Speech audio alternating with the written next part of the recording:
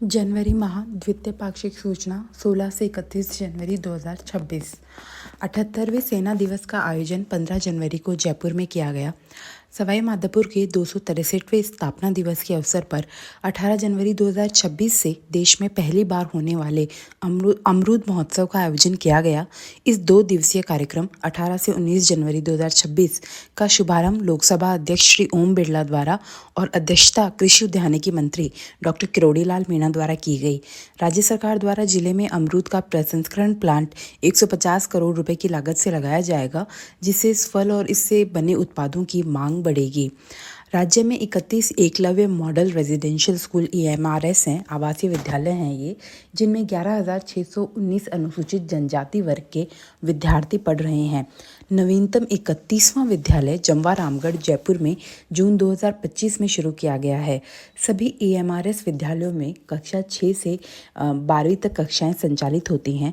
11वीं व 12वीं कक्षा में विज्ञान और कला संकाय उपलब्ध है। विद्यार्थियों को निःशुल्क शिक्षा, पाठ्य पुस्तकें, आवास, भोजन, पौष्टिक आहार, जूते मोजे सहित दैनिक उपयोग की सामग्री उपलब्ध करवाई जाती है। AI and virtual reality, electronic hardware, beauty and wellness, agriculture तथा ऑटोमोटिव स्किल लैब से संबंधित गतिविधियां भी इन विद्यालयों में संचालित की जा रही हैं। राज्य सरकार द्वारा ERCP eastern Rajasthan canal project को वृहद स्वरूप देते हुए राम जल सेतु लिंक परियोजना अथवा संशोधित पार्वती कालीसिंध चंबल लिंक परियोजना लगभग 90,000 करोड़ रुपए से तैयार की गई है। इस परियोजना के प्रथम चरण में राज्य के 17 जिलों की लगभग 3 करोड़ 25 लाख आबादी को पेयजल सुविधा उपलब्ध होगी। साथ ही सिंचाई एवं उद्योगों के लिए भी जल उपलब्ध होगा। इससे प्रदेश के आर्थिक एवं सामाजिक विकास को नई दिशा मिलेगी। जनवरी 2024 में राम जल सेतु लिंक परियोजना अथवा संशोधित PKC का MOU किया गया था। तत्पश्चात 17 दिसंबर 2024 को प्रधानमंत्री की उपस्थिति में राजस्थान, मध्य प्रदेश एवं भारत सरकार के मध्य MOU का आदान प्रदान हुआ। इस परियोजना के तहत चंबल नदी पर लगभग 2,330 करोड़ रुपए की लागत से 2.3 किलोमीटर लंबा एक्वाडक्ट अथवा जल सेतु का निर्माण किया जा रहा है। यह जून 2028 तक बनकर तैयार हो जाएगा। यह चंबल एक्वाडक्ट एक छोर से कोटा जिले की दिगोत तहसील के पीपलदा समेल गांव और दूसरे छोर में बूंदी जिले की इंद्रगढ़ तहसील के गोहटा गांव से जुड़ेगा।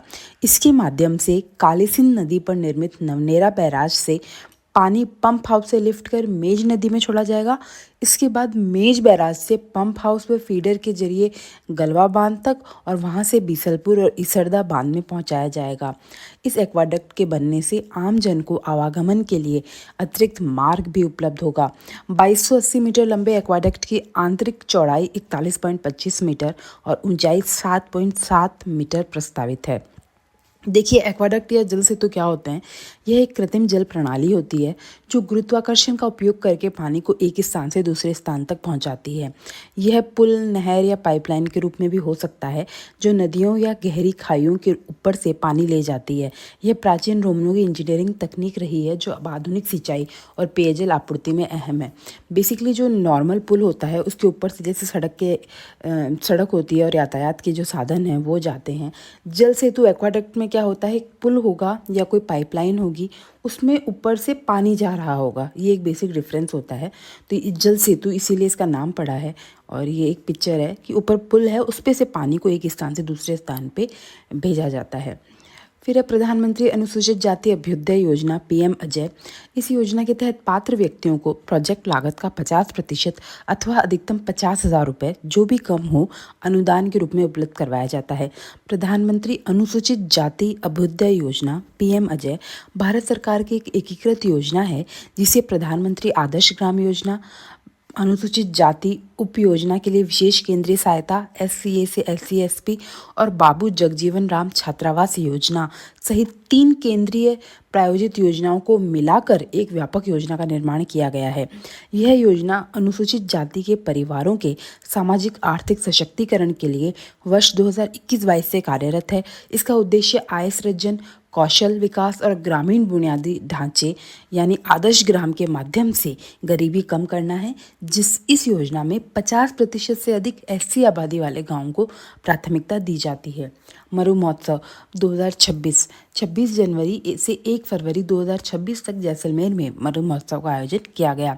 राजसमंद जिला प्रशासन द्वारा फार्मर रजिस्ट्री को गति देने के उद्देश्य से कृषक अधिकार पंजीयन पखवाड़ा शुरू किया गया। निदेशालय समेकित बाल विकास सेवाएं integrated child development services ICDS Rajasthan सरकार का 19 जनवरी से प्रेरणा अभियान 2.0 शुरू किया गया है। प्रेरणा यानी pregnancy registration and early childhood education and nutrition awareness 19 जनवरी से 19 फरवरी 2026 तक चलने वाले इस अभियान के तहत ICDS सेवाओं से वंचित सभी पात्र लाभार्थी, गर्भवती महिला, शुरुआती 3 माह व धात्री महिला, 0 से 6 वर्ष तक के बच्चे और आकांक्षी जिलों में किशोरी बालिकाओं का पंजीकरण किया जाएगा। इसमें लाभार्थियों को आंगनवाड़ी केंद्र के माध्यम से विभिन्न योजनाएं जैसे प्रधानमंत्री मातृ वंदना योजना, मुख्यमंत्री मातृत्व पोषण योजना, पूरक पोषाहार योजना, मुख्यमंत्री अमृत आहार योजना आदि से लाभान्वित किया जाके लक्षित किया जाना सुनिश्चित किया जाएगा। इसके साथ ही सशक्त आंगनबाड़ी, सुपोषित बचपन के ध्येय से इस अभियान के तहत शाला पूर्व शिक्षा में बच्चों का पंजीकरण और उपस्थिति भी सुनिश्चित की जाएगी। राज्य सरकार द्वारा शीघ्र ही ग्लोबल राजस्थान एग्रीटेक मीट ग्राम 2026 का आयोजन किया जाएगा। इसी क्रम में प्रगतिशील किसानों और पशुपालकों की सहभागिता सुनिश्चित कर उन्हें विभिन्न कल्याणकारी योजनाओं का लाभ देने के लिए प्रदेश के प्रत्येक गिरधावर सर्किल पर 23 जनवरी से ग्राम उत्थान शिविरों का आयोजन किया जाएगा। ये शिविर 2 चरण में आयोजित किए जाएंगे। प्रथम चरण में 23 जनवरी, 24, 25 व 31 जनवरी 2026 को तथा द्वितीय चरण में 1 फरवरी व 5 से 9 फरवरी को इन शिविरों का आयोजन किया जाएगा। इन शिविरों में कृषि उद्यानिकी, कृषि विपणन, डेयरी, पशुपालन, मत्स्य पालन, सहकारिता, जल संसाधन, ऊर्जा, उद्योग, ग्रामीण विकास एवं पंचायती राज विभाग सहित 12 विभाग लेंगे। इन शिविरों का नोडल विभाग कृषि एवं उद्यानिकी विभाग रहेगा, जो सभी विभागों से समन्वय स्थापित करते हुए कृषकों एवं पशुपालकों सहित ग्रामीणों को विभिन्न योजनाओं का लाभ दिया जाना सुनिश्चित करेंगे। श्री गंगानगर जिला मुख्यालय पर 23 से 25 जनवरी तक राज्य स्तरीय कृषक मेला किन्नू महाकुंभ का आयोजन किया गया। इस दौरान जिले के किसानों, उद्यमियों, पशुपालकों को कृषि एवं उद्यानिकी की आधुनिक तकनीक और वैज्ञानिक विधि से फसल प्रबंधन, सिंचाई, कृषि यंत्रीकरण, पशुपालन का वैज्ञानिक प्रबंधन आदि की जानकारी दी गई। दिल्ली में आयोजित हुए ऑल इंडिया डिस्कॉम्स एसोसिएशन के वार्षिक समारोह में राजस्थान डिस्कॉम को PM कुसुम योजना के कंपोनेंट C में उत्कृष्ट प्रदर्शन के लिए गोल्डन अवार्ड से सम्मानित किया गया। प्रधानमंत्री किसान ऊर्जा सुरक्षा एवं उत्थान महाअभियान यानी PM कुसुम योजना के कंपोनेंट C में श्रेष्ठ उपलब्धि के लिए राजस्थान डिस्कॉम को यह सम्मान मिला है। गौरतलब है कि राज्य में कंपोनेंट A एवं कंपोनेंट C में कुल 2887 मेगावाट के 1307 विकेंद्रित सौर ऊर्जा संयंत्र स्थापित किए जा चुके हैं। कुसुम कंपोनेंट C के तहत फीडर लेवल सोलराइजेशन में भी राजस्थान डिस्कॉम्स देश में अग्रणी है। प्रदेश में इसके तहत 2333 मेगावाट क्षमता के 899 प्लांट स्थापित किए जा चुके हैं। इसी वर्ष के अंत तक कंपोनेंट C में 5018 मेगावाट के 1997 प्लांट स्थापित करने का लक्ष्य है। Rajasthan aerospace and defence policy Rajasthan को एयरोस्पेस और डिफेंस मैन्युफैक्चरिंग का महत्वपूर्ण हब बनाने के उद्देश्य से राज्य मंत्रिमंडल द्वारा Rajasthan aerospace and defence policy का अनुमोदन किया गया है। MSME, स्टार्टअप्स और नवाचार आधारित इकोसिस्टम के विकास पर केंद्रित इस नीति के तहत प्रदेश में एयरोस्पेस एंड डिफेंस क्षेत्र के विनिर्माण उद्यमों, उपकरण एवं घटक निर्माताओं, आपूर्तिकर्ताओं, प्रिसीजन इंजीनियरिंग इकाइयों और मेंटेनेंस, रिपेयर एवं ओवरहॉलिंग से जुड़ी इकाइयों की स्थापना को बढ़ावा दिया जाएगा।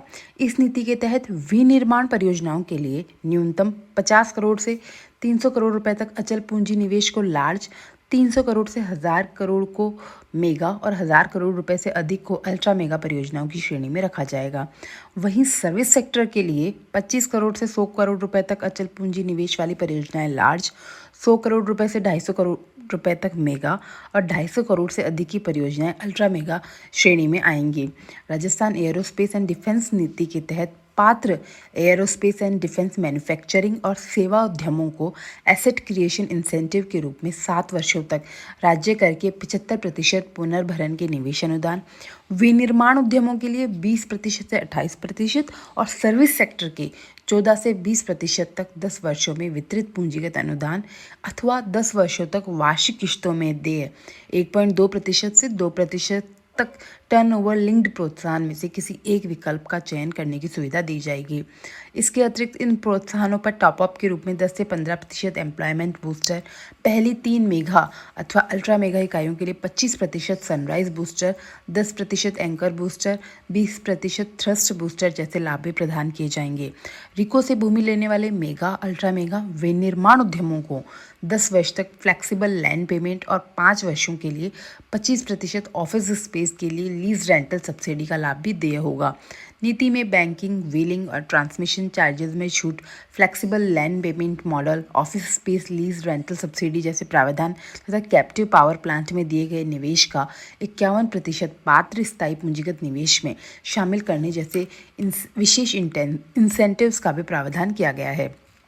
एयरोस्पेस एंड डिफेंस उद्योग को दीर्घकालिक राहत देने के लिए 7 वर्षों तक विद्युत शुल्क से 100% छूट, 7 वर्षों तक मंडी शुल्क अथवा बाजार शुल्क का 100% पुनर्भरण, स्टैम्प शुल्क, रूपांतरण शुल्क में 75% छूट तथा 25% पुनर्भरण की व्यवस्था भी इस नीति में की गई है। राजस्थान सेमीकंडक्टर पॉलिसी राज्य को सेमीकंडक्टर विनिर्माण, डिजाइन, पैकेजिंग तथा संबद्ध इलेक्ट्रॉनिक्स के क्षेत्र में देश का प्रमुख गंतव्य बनाने की दिशा में राज्य सरकार द्वारा प्रदेश की पहली राजस्थान सेमीकंडक्टर पॉलिसी राज्य मंत्रिमंडल द्वारा अनुमोदित की गई है। यह नीति निवेशकों को आकर्षित कर सेमीकंडक्टर क्षेत्र में स्वदेशी उत्पादन को बढ़ावा देगी और उच्च तकनीक आधारित रोजगार के नए अवसर सृजित करेगी। राजस्थान सेमीकंडक्टर नीति का प्रमुख उद्देश्य सेमीकंडक्टर और सेंसर्स के क्षेत्रों में एंकर निवेश को आकर्षित करना, विश्व स्तरीय सेमीकंडक्टर पार्कों का विकास करना तथा फैबलेस डिजाइन पारिस्थितिकी तंत्र को सशक्त बनाना है। इसके साथ ही सेमीकंडक्टर क्षेत्र में प्रौद्योगिकी एवं कौशल संवर्धन, रिसर्च एंड डेवलपमेंट, R&D तथा टेक्नोलॉजी ट्रांसफर को भी इस नीति के माध्यम से बढ़ावा दिया जाएगा। इस नीति के तहत सेमीकंडक्टर पार्कों में अक्षय ऊर्जा, जल दक्षता, पुनर्चक्रण और सर्कुलर पहलों के माध्यम से ग्रीन मैन्युफैक्चरिंग को प्रोत्साहित करने पर विशेष जोर दिया जाएगा। इंडिया सेमीकंडक्टर मिशन के तहत अनुमोदित परियोजनाओं को आकर्षक प्रोत्साहन प्रदान किए जाएंगे। इनमें 7 वर्षों तक विद्युत शुल्क से 100% छूट, स्टैम्प शुल्क, भू रूपांतरण में 75% छूट तथा 25% पुनर्भरण शामिल है। भारत सरकार द्वारा इंडिया सेमीकंडक्टर मिशन योजना के तहत स्वीकृत पूंजी सब्सिडी के 60% के समतुल्य पूंजी अनुदान राज्य सरकार द्वारा प्रोत्साहन स्वरूप दिए जाएंगे। पूंजी निवेश को बढ़ावा देने के लिए बैंकों अथवा वित्तीय संस्थानों से लिए गए टर्म लोन पर 5% ब्याज अनुदान भी उपलब्ध होगा। पर्यावरणीय परियोजनाओं की लागत का 50% तक प्रतिपूर्ति, कैप्टिव पावर प्लांट के लिए 7 वर्षों तक विद्युत शुल्क से 100% छूट तथा राजस्थान ग्रीन रेटिंग सिस्टम के तहत प्रमाणित इकाइयों को सहमति शुल्क में 50% की छूट प्रदान की जा सकेगी। इसके साथ ही रोजगार सृजन प्रोत्साहन, skill and training incentive, intellectual property creation incentive और क्वालिटी सर्टिफिकेशन इंसेंटिव जैसे अन्य लाभ भी इस नीति में देय होंगे। राज्य मंत्रिमंडल द्वारा Rajasthan provision of transfer of immovable property and protection of tenants from eviction from premises in disturbed areas bill 2026 के प्रारूप को मंजूरी दी गई है।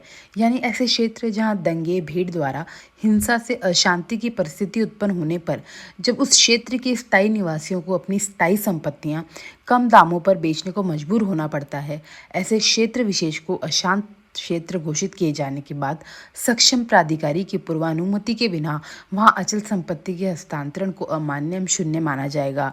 इस विधेयक के पारित होने के बाद राज्य के अशांत घोषित क्षेत्रों में स्थायी निवासियों की संपत्तियों एवं किराएदारों के अधिकारों को संरक्षण प्रदान किया जा सकेगा।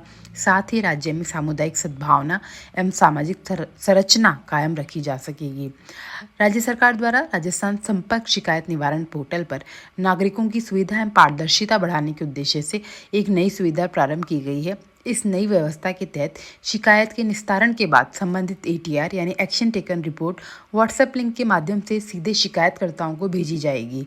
इससे शिकायतकर्ता को विभाग द्वारा की गई कार्रवाई की जानकारी सरल, त्वरित एवं सहज रूप से दस्तावेजी रूप में प्राप्त हो सकेगी। मुख्यमंत्री युवा स्वरोजगार योजना राज्य में युवाओं को सरकारी नौकरी देने के साथ ही निजी क्षेत्र में रोजगार के अवसर उपलब्ध करवाने के लिए मुख्यमंत्री द्वारा 12 जनवरी 2026 को मुख्यमंत्री युवा स्वरोजगार योजना की घोषणा की गई। योजना का उद्देश्य प्रदेश के 1 लाख युवाओं को स्वयं का उद्योग स्थापित करने में आर्थिक सहायता प्रदान करना है। इसके तहत विनिर्माण, सेवा एवं व्यापार सेक्टर में सूक्ष्म उद्यमों की स्थापना के लिए 10 लाख रुपए तक का ब्याज मुक्त ऋण उपलब्ध करवाया जाएगा। राज्य सरकार द्वारा 100% ब्याज का पुनर्भरण किया जाएगा। साथ ही 50,000 रुपये तक की मार्जिन मनी एवं CGTMSE यानी सूक्ष्म और लघु उद्यम क्रेडिट गारंटी फंड ट्रस्ट शुल्क के पुनर्भरण का भी प्रावधान किया गया है। देखिए इसमें क्या है कि राजस्थान के मूल निवासी जो 18 से 45 वर्ष हैं, उसमें जो 8वीं से 12वीं कक्षा उत्तीर्ण आवेदक होंगे, उन्हें सेवा एवं व्यापार क्षेत्र के लिए 3.5 लाख रुपए का और मैन्युफैक्चरिंग सेक्टर के लिए 7.5 लाख रुपए तक का ब्याज मुक्त ऋण उपलब्ध करवाया जाएगा। साथ ही अधिकतम 35,000 रुपये की मार्जिन मनी दी जाएगी। वहीं स्नातक, IIT और अधिक शैक्षणिक योग्यता वाले आवेदकों को सेवा एवं व्यापार क्षेत्र के लिए 5 लाख रुपए का और मैन्युफैक्चरिंग सेक्टर के लिए 10 लाख रुपए तक का ब्याज मुक्त ऋण इस योजना के तहत उपलब्ध करवाया जाएगा और साथ ही 50,000 रुपये की मार्जिन मनी भी दी जाएगी। राष्ट्रीय प्राकृतिक खेती मिशन किसानों को रसायन मुक्त और टिकाऊ प्राकृतिक खेती की ओर प्रोत्साहित करने के लिए केंद्र सरकार 60% और राज्य सरकार 40% योगदान के साथ इस योजना का संचालन कर रही है। इसके तहत प्राकृतिक खेती को संगठित रूप से लागू करने के लिए 125 किसानों के 50 हेक्टेयर क्षेत्र में एक क्लस्टर का गठन किया जाता है। योजना के तहत राज्य के सभी जिलों में 1 लाख हेक्टेयर क्षेत्र में 2000 क्लस्टर बनाए गए हैं। मिशन के प्रभावी क्रियान्वयन के लिए किसानों को विशेष प्रशिक्षण भी दिया जा रहा है। प्राकृतिक खेती को प्रोत्साहित करने के लिए चयनित किसानों को प्रति एकड़ 4,000 रुपये की प्रोत्साहन राशि DBT के माध्यम से दी जा रही है। इसके अलावा स्थानीय स्तर पर ही किसानों को जैविक आदानों व प्राकृतिक उर्वरक की उपलब्धता के लिए कृषि विभाग द्वारा बायो इनपुट संसाधन केंद्र स्थापित किए जा रहे हैं। कार्य योजना के तहत प्रत्येक बायो इनपुट संसाधन केंद्र के लिए 1 लाख रुपए तक का प्रावधान है ताकि स्थानीय स्तर पर ही प्राकृतिक उर्वरक तैयार हो सके।